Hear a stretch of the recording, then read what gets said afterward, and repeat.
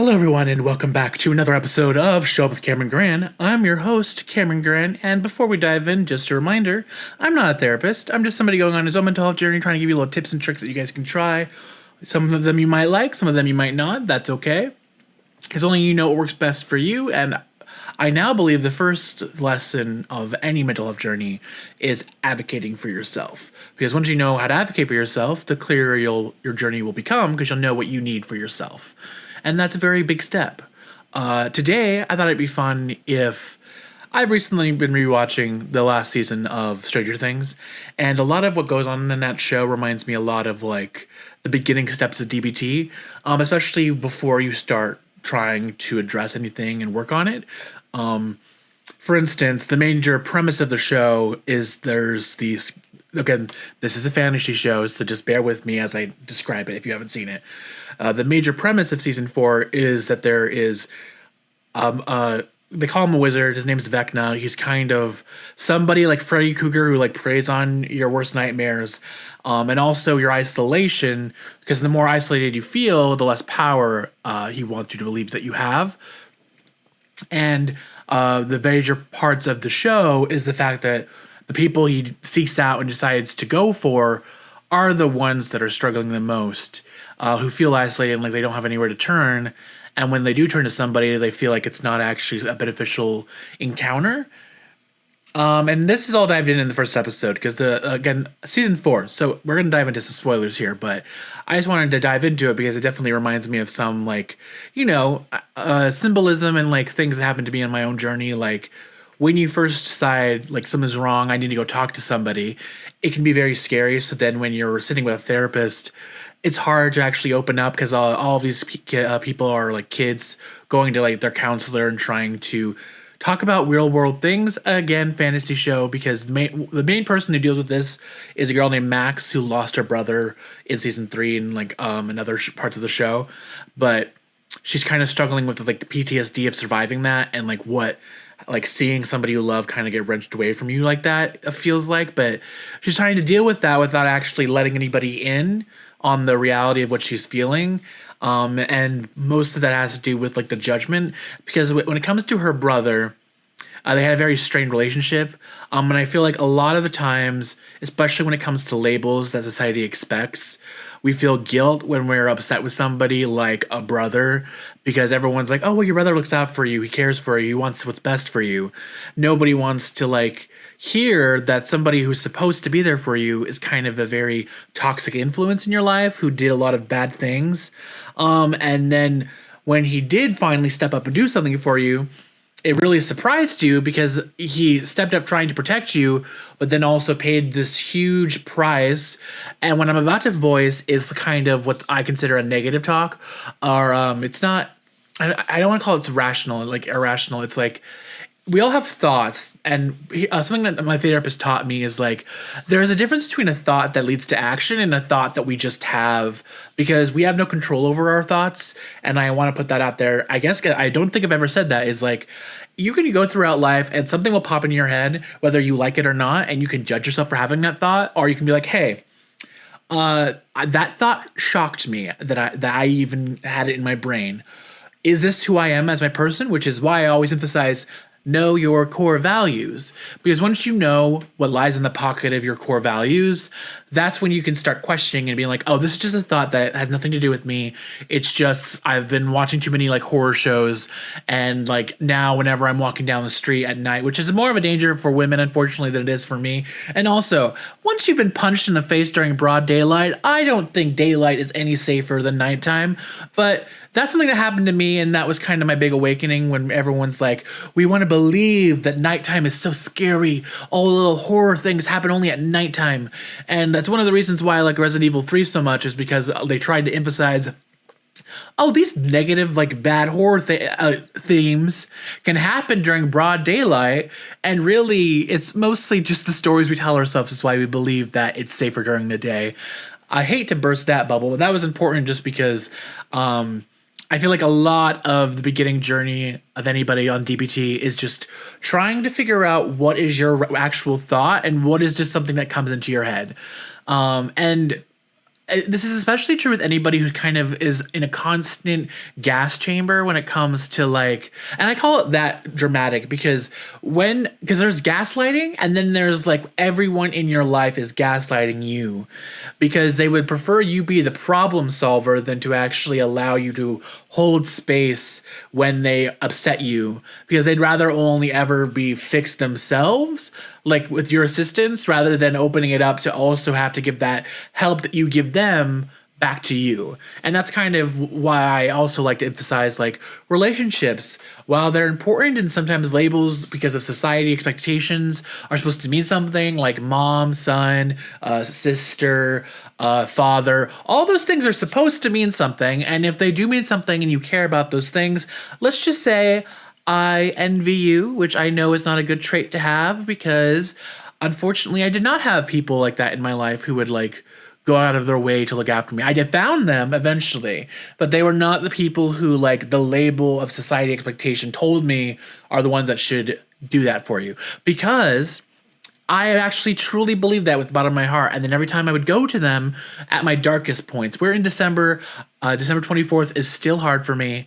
I said this in like my first episode of this show that like December 24th is like one of my attempts.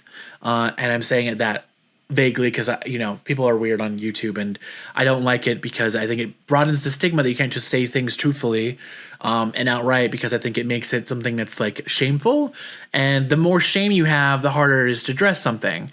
And so I was talking about Max, and the big shame that she has is her brother was a kind of a monster to her, and so she had a lot of hatred build up and she really did not like him. And then with all that hatred she had towards her brother, the shock of having somebody you hate so much step in to save your life because they love you, it kind of makes you question your like judgment. Like, does that make sense? Like we all make calls in life, but when somebody that you thought was one thing kind of takes a major swing in the other direction, that's kind of when you start questioning like your entire perspective. At least that's what happened to me a lot, is like, I don't understand social cues. Now, I don't know if this is actually true, but because of constantly being gaslit, I don't know if the way I perceive things is correct or not. Or sometimes when I say things, I have learned to just disconnect. And that's why people think I'm being a jerk to them, because I disconnect until I know what you're actually trying to tell me. And then that's when I have a reaction. But when you have that such a big degree of separation, people think that you're trying to comfort them for some reason. And then you're like, no, I'm not upset. I'm not trying to like make fun of you or not like hear you as you voice out what's happening for you. I'm trying to make sure, because I care about you, that what my reaction is actually garnered to what is your truthful statement. Because I think everyone likes to think of the term mind reader. It's like, oh, I can't read the thoughts that are going on in your head, like Suki Stackhouse from True Blood. And that's not what I consider mind reading. It's more of like when you know somebody a lot and you recognize their patterns easily, you start to believe that you can predict how they react to everything. And I have that also. Don't get me wrong, I'm not special, at least not in that way. The thing that I've noticed though is I take the step when I have these preconceived notions because of my anticipation anxiety. I'm like, these are the thoughts I have because of what has been the track record of what usually happens. But when like every time I go to talk to somebody, I take a breath and be like, hey, I came in with all these like thoughts that I thought how you would react. I don't want you to react that way, so I'm not going to push you to. What I'm going to do is be like, hey, we thought about it. We thought about if they did react this way, could we handle it?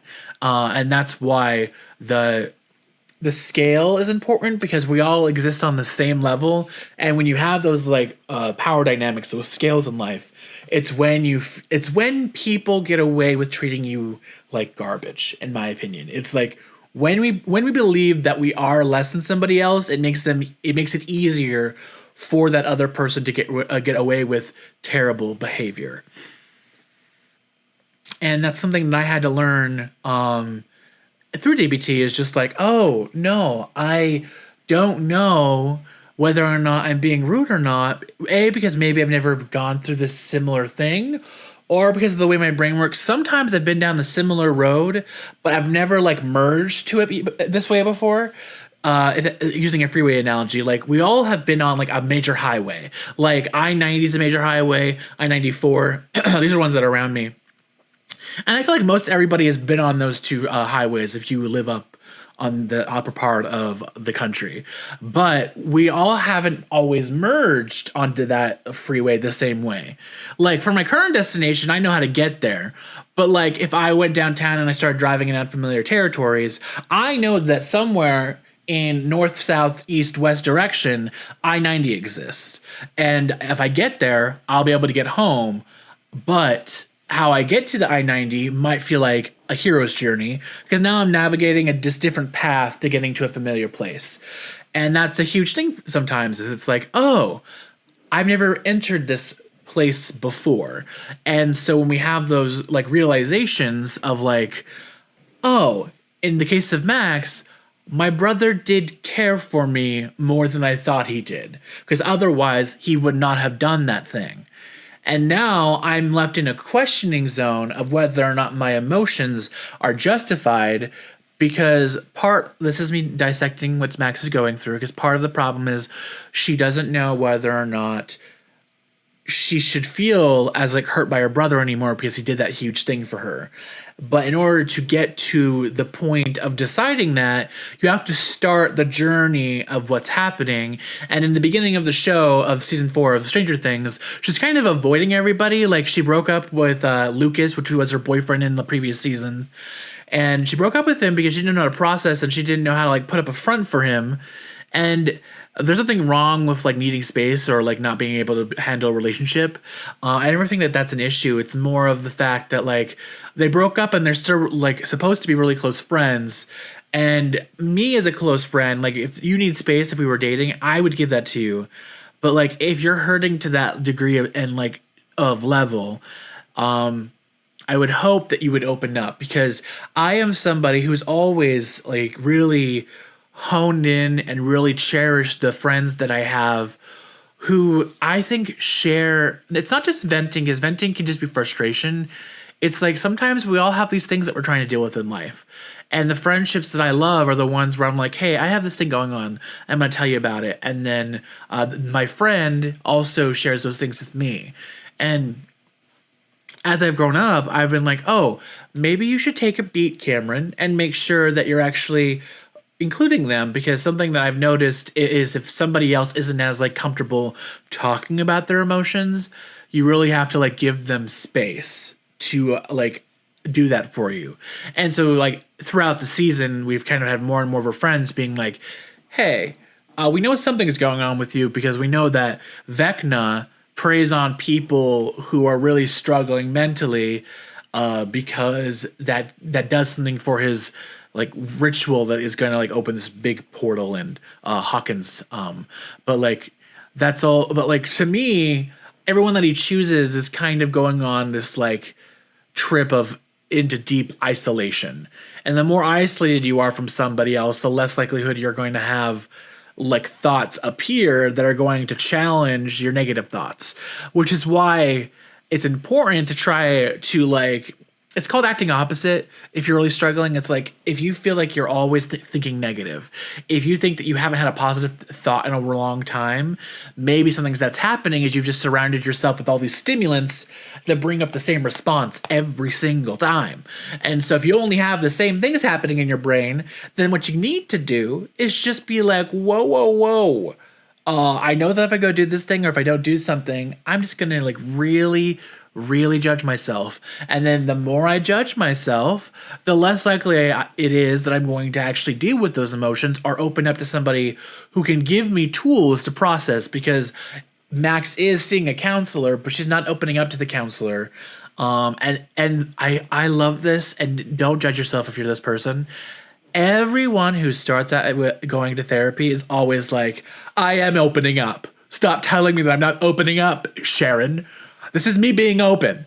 And then you're like, well, it's you yelling at me for sure, but it's not really you talking to me about the reason you're here, if that makes sense. Is a lot of times when therapists are like, hey, we've been having a lot of fun, easy conversations, but if you were having a lot of fun and you only wanted to have easy conversations, I don't think you'd be in therapy. So, what level of comfortability do we need to build to so you can finally open up to me, so I can start like helping you navigate those things that might be from childhood traumas, or like or things that are going on in your life that I call the term trigger is to me not always used correctly, because I think anything can be a trigger to anybody. And really, what the thing that I think is most important if you are being triggered by a previous trauma is, if you, because to me, triggers are all like situated around the fight, flight, or freeze response. Those are survivalist feelings. When you're in that state, you don't have time to think. Which is why, if you know that you have triggers, and you know that they're in your, like, we're not thinking stage, this is just me trying to survive. If that's what you know what happens, that's why they're always like, oh, you need to build a toolkit, like just something in your house or something in your car or something that, like, if this is happening, we already have just, oh, it's happening. I'm going to go over here to this drawer. I'm going to pull it out, and we're just going to not even acknowledge anything. We're just going to go and sort through the drawer, or sort through like the paperwork, or like, I'm going to go do this activity, or like, you set yourself up so like you're doing something active, because when you're in like the survival instincts, you're not going to get out of them unless you kind of act your way through it. And that's not, like, sometimes it is important to like experience them, and then other times, if you're in survivalist instincts because of an unsafe situation, I am most familiar with freeze, and I have learned that freeze is not always the best choice, because sometimes freeze, when you think it's leading you out of danger, actually keeps you in danger longer, because you're frozen and allowing like an unsafe situation to go on longer than it should. Which is why I've learned that it, like, this is not actually something like life threatening, but like, if it's life threatening, please get out of anything like that and go somewhere where you're safe. And then once you're safe, that's when you can start trying to use tools to get you back to what I call the neutral zone. Because everyone thinks that we're striving for happiness, and really, if we're only ever striving for happiness, we're leaving ourselves open to disappointment always. Because happiness is, if you're in that state of being, kind of feels like you're not really ever happy. And what I mean by that is, if you know where neutral is, that's when you can start feeling when like the energy shifts from either being happy or sad or angry. But then you can be like, okay, so I've had that emotion. Now let me go back to neutral. Because like, when you're back at neutral, that's when you allow yourself to be more perceptive in the moment. So then you can be like, oh, this thing happened, and actually it is something that I love. And now I have this opportunity for happiness, because I'm not kind of absorbed in the narrative that's going on in my head. And that's kind of what happened with Max, is like, as we're going throughout the show, she thought that she was like being a burden on her friends, but the more she opened up with to them, the more like she's learning how to cope with what was going on with her.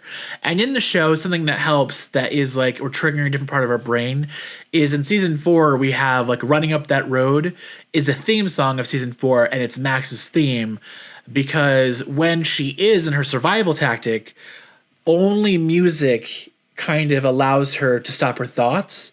And that's because music has this ability to like change the way that we are feeling. That's why movies have scores. It's a very useful tactic to being like, oh, hey, I've been miserable all day. Let me put on a song that just I know will make me happy.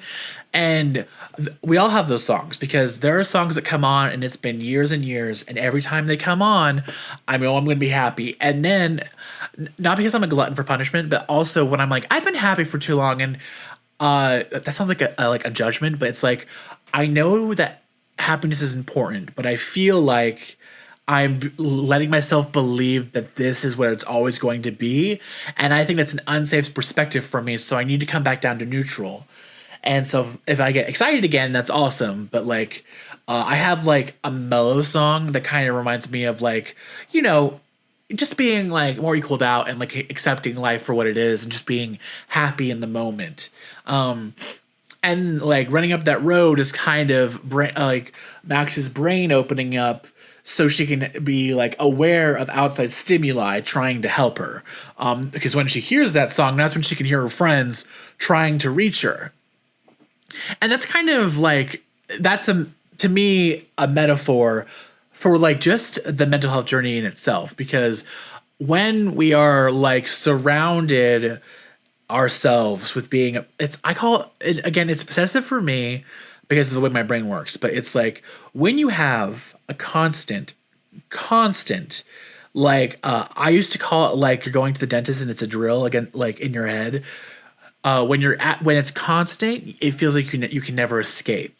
And the more you think about it, the more power it gets, until eventually you're just like, is this ever going to end? And then it becomes overwhelming because you're like, I don't know any tools to make it stop. And then that helplessness is more of when I start knowing that I'm in danger. I need to seek out guidance because what I've been using is not working.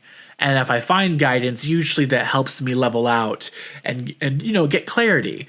And so that does help Max a lot. Again, the end of the season, even with all that clarity and her friends' help, stuff happens. But that's because, again, we're in a magical world. So I'm not going to talk about what happens to Max at the end of the season because that is outside of her control. Because at that point, it already got you. And so it kind of almost feels like too late.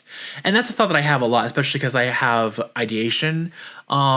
Is like, I don't want to do this, and I've been trying to do something that is more healthy, but then is it too late? That's a fear I have that I'm going to voice right here to you guys. I'm trying to change, but a certain part of me fears that it's too late to change. And that's because I've been trying different things and are not working. But then also, when that's happening and I start being obsessed with it not working, I remind myself, hey, you're 29. You kind of had the same mode of being since you were young because you were taught to have that same sense of being. And don't be angry with yourself if that's what's happening. It's a journey, and sometimes you just have to accept that it's not always going to be happy. Like, I love the discovery of the neutral zone because then, and I also love the discovery of learning that my thoughts are not me, because something that starts to happen when we let in the thoughts of society expectation is like, a mom is supposed to be this because this is what I was told. And then my mom was doing nothing that I was told a mom is supposed to do. And then from there, I'd be like, so if my mom's not doing any of that stuff, then I must be a terrible son because this is what a son gets from their mother. And if he's not getting that from his mother, then something must be wrong, which is why when this first starting, I used to like constantly try to call my mother, but then she would never answer. And then I was like, oh, things must be really bad at home if she's not answering me, because like when all you have is distance, and so you have to call. Really, phone calls are how you stay connected. And so I thought things were being hidden from me because I moved to New York and they were still in Washington, and I thought, oh, okay, something's happening at home, and I need to know. And then things were happening, but it had nothing to do with like a real thing. It was because of their own choices. But also, I've realized that my mom wanted to be the expectation of a mother rather than being honest about who she was and allowing that her true self to be okay. And like, you know what I mean? It's like moms all have this expectation that's are thrown upon them. And me, I just wanted her to just be my mother. Her name's Carmen. Like, so like, I was like, oh, just be Carmen and know that you are my mother. I don't need extra stuff. I'm not looking for society expectation. Like, we can get to like those kind of expectations when we actually are good and like have a solid foundation. Once the foundation's like resurrected or erect, because I'm not even sure if it ever really existed to begin with, because I've always been on like I almost said teeter totter, but I've always been on like fragile ground with my family, and until it becomes solid, it's harder to like deepen the connection, if that makes sense. And with Max, it's the same thing. It's like she trusted her friends, but like the over season 4, that connection she has with them grows stronger, and that's kind of what allowed her to be one of the few successes of that season. But the major thing that I want to like address with that is like we all have these things that haunt us. And something not again her for Max, it's what happened to her brother Billy. I have things that haunt me, but instead of being obsessed with those things that I regret, it's kind of like I did this thing and I did not like the person I was when I did that. But I did not know that that was considered bullying because I was a really young child at the time. I thought it was me like because everyone's like competition is great, but like that's when I learned like competition is negative. I'm speaking in abstract phrases because I don't want to say this outright, but because mostly because what happened was I was a huge fan of something, and if anybody out there knows what the term gatekeeping is, welcome to the club. It's when you're like, I have to be the number one person who knows this thing no matter what. And anybody who tries to step on my territory has another thing coming. Rather than being like, oh, this thing can have space for everybody. I don't need to like block them and be like, you're not worthy. But that's where that came from. And because I was like, oh, well, if I'm going to be a fan of this, I have to be the best fan that there is. So it's a competition. And that's where that, like, and because I felt that way, I met somebody who was more like knowledgeable than I was at something. I'm using abstract phrases because I don't want to give the thing I'm talking about more air than I've already given it. But like I did something to them that I regretted, and then I realized they did not deserve that just because they know more than me. And if my anger or competitive spirit leads me to do that, then I don't want any part of it going forward, because nothing I think gives a person the right to like endanger somebody else. I think you have the right to push somebody out of your space if they're endangering you, but once that situation's gone, I think that it should be out of, I'm not gonna say out of sight, out of mind, because that feels like an avoidance tactic, but more of like I have dealt with you and you no longer have power because you can't directly influence me. And that's something that I think is a vital lesson for a lot of people just starting out. And with Max, it's definitely something that she's learning is it's like, oh, well, this guilt I have towards my brother is kind of controlling a lot of my life. It's giving me headaches. She gets nosebleeds. And then she has nightmares about it. And then so she begins isolating herself. So she gives it all this power, and then that can manifest in, well, in this scenario, in a Freddy Krueger monster. But in other scenarios, it can manifest through like making yourself sick. It can manifest in other ways, which is why they're always like, if it's okay if you're trying to like go on your own journey, mental health wise, but if you're like going through something stress wise and then you start like having physical symptoms because of your stress levels, please go to a doctor. Like if what you're going through like stress wise is manifesting in a physical way, you need to go see somebody. And then if you are struggling, also it's okay to go and ask for help or find groups or just a support system.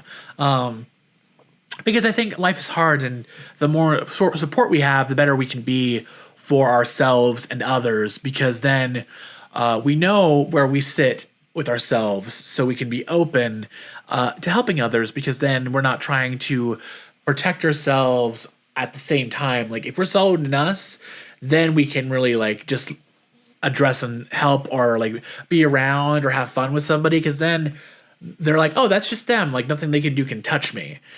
And that took me a long time to realize. And with that humble brag, because I guess very humble tonight.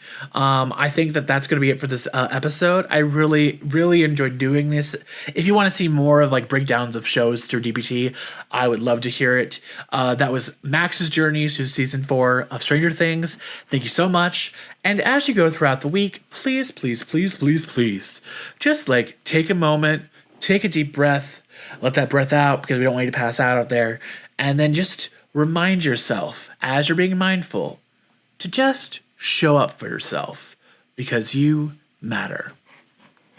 Bye, everyone.